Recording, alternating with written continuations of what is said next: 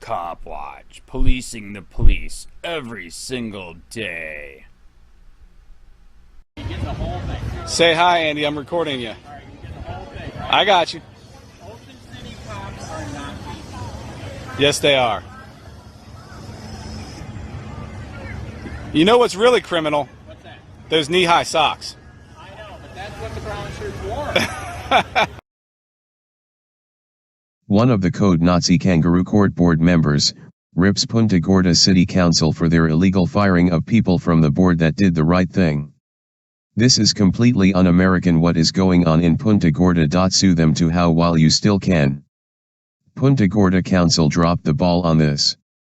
Editor, as a Code Enforcement Board member present at the meeting which the Daily Sun's article referenced on Thursday, I would like to state this was a very emotionally charged, unprecedented case for the board. While I understand what the City Council acted on, I do not appreciate Council's comments made about the handling of the case by the board as a whole. The entire time I have served on boards within the city, I can recall only once a sitting council member or manager attending a meeting to witness how our boards operate. If I'm not mistaken, only one current council member has ever served on our board. I have always understood that I serve at the pleasure of the City Council and have striven to represent the city properly. However, I find it appalling that it appears no one from the city, including the city manager or mayor, contacted a board member to inform him that he had been removed from the board. It is very unprofessional that a volunteering board member had to learn of his dismissal from a newspaper reporter asking for a comment. This was my last meeting as I have termed out serving over the past 8 years on this board. And this is not how I would like to remember my voluntary service with the city. John Shalafu. Punta Gorda. Punta Gorda City Council admits that the Punta Gorda Police Chief Pam Davis, and the illegal unconstitutional Code Nazi court where 7 rich white fuckers from Punta Gorda are the judge and jury, illegally and maliciously crucified cop launch for free speech. PG Council removes 2 from Code Board. Kerry, they did not uphold the law of the city. By Daniel Sudfin. Staff writer. Punta Gorda. The City Council voted Wednesday to remove 2 members of Punta Gorda's Code Enforcement Board following their conduct at a recent meeting. Edward Weiner and Jane Adelson will no longer serve on the board. They did not uphold, and indicated no desire to uphold, the law of the city, Vice Mayor Debbie Carey said. To me, what was most bothersome is that it wasn't the litigants who were on trial as much as it was our ordinance. It stemmed from a July 28 Code Enforcement Board meeting.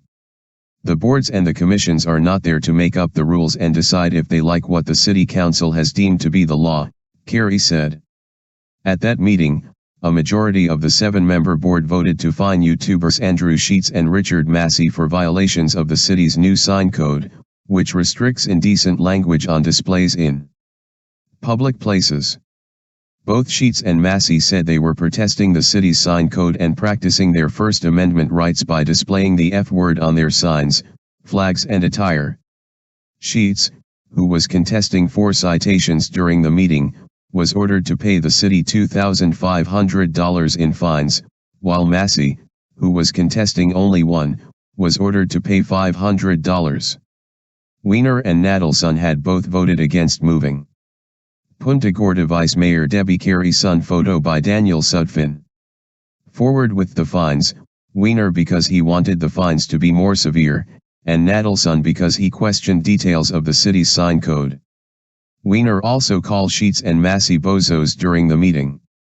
The people on this particular board need to understand that they represent the city when they are sitting at this dais, Mayor Lynn Matthews said. They represent the rules that the city has in place. They are there to enforce, not to express personal opinions, and not to do name calling. She said people on the committees must remember they represent the city and everything the city stands for. They have to maintain professional decorum, Matthews said.